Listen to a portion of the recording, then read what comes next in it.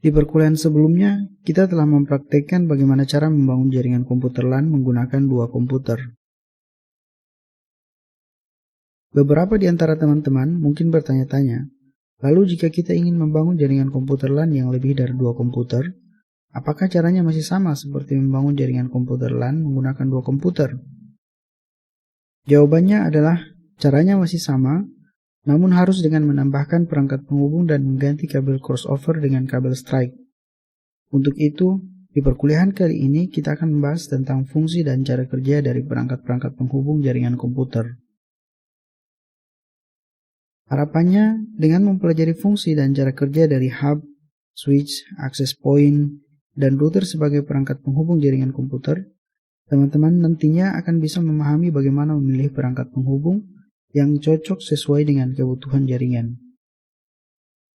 Di perkuliahan ini juga akan dijelaskan beberapa konsep cara komunikasi data di jaringan komputer yang juga penting untuk teman-teman pahami, seperti unicast, multicast, broadcast, half duplex, dan full duplex.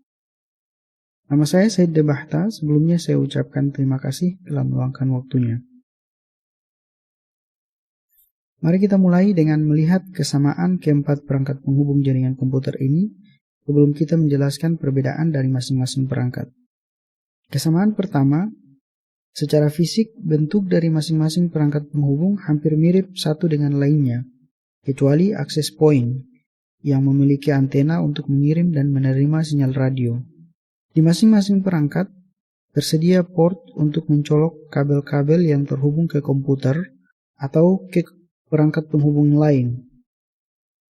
Di sebagian perangkat, kadang terdapat juga port-port tambahan seperti port konsol, USB, dan lampu indikator untuk masing-masing port.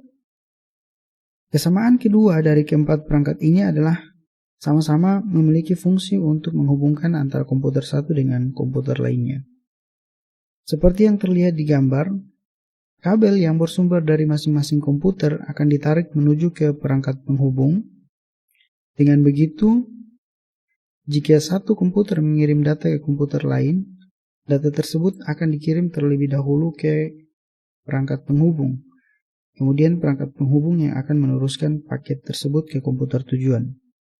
Itulah alasannya mengapa hub, switch, access point, dan router disebut sebagai perangkat penghubung.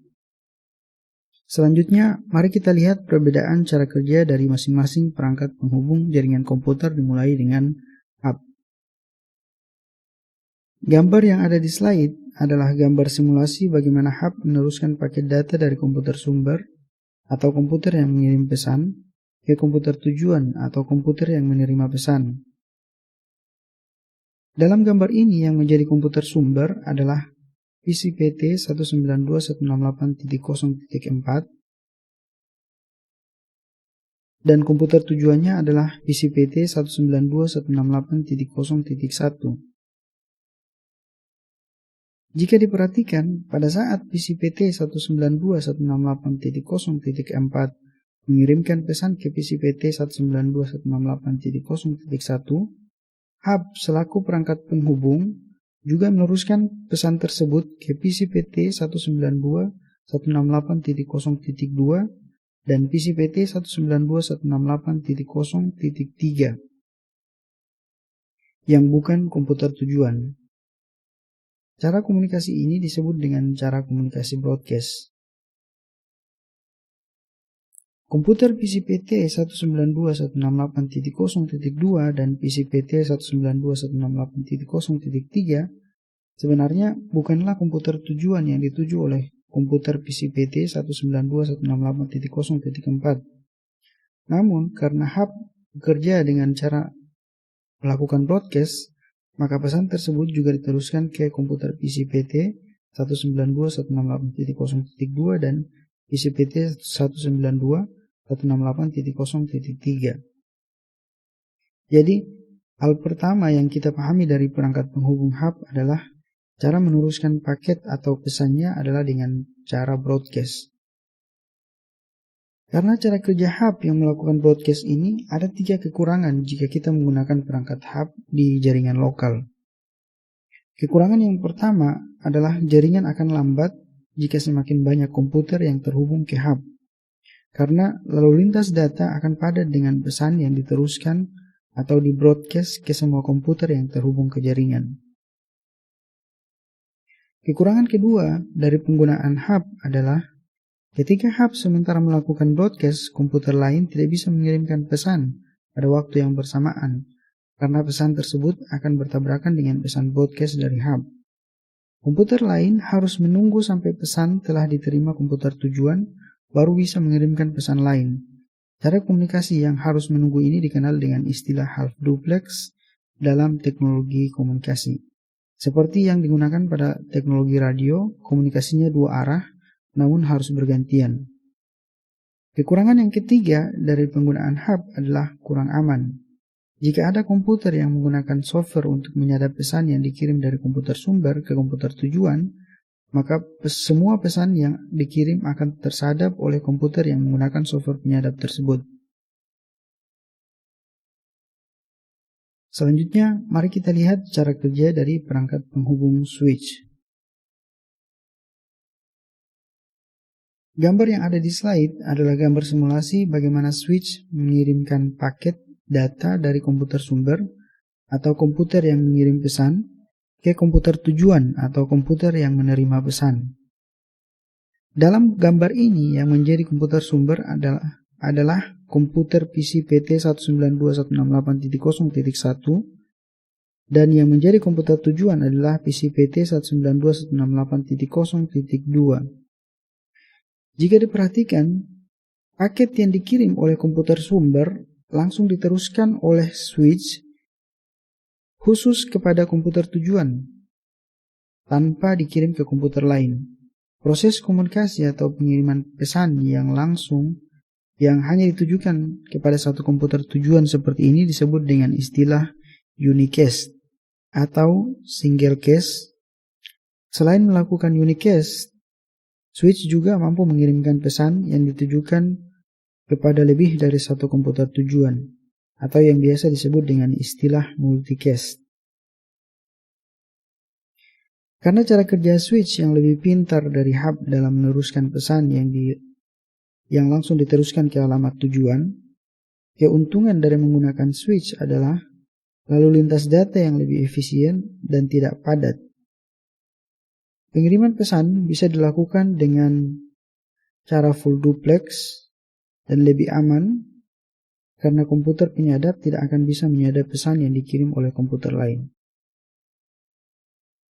Selanjutnya, mari kita lihat cara kerja dari perangkat penghubung access point.